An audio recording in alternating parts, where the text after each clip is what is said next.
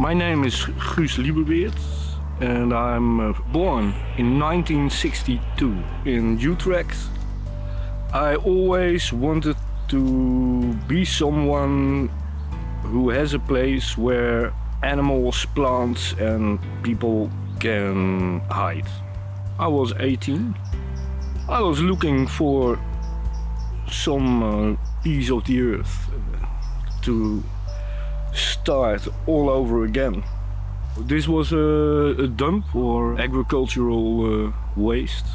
We took it away and dug it all over, and then we started growing purely vegetables and herbs and flowers.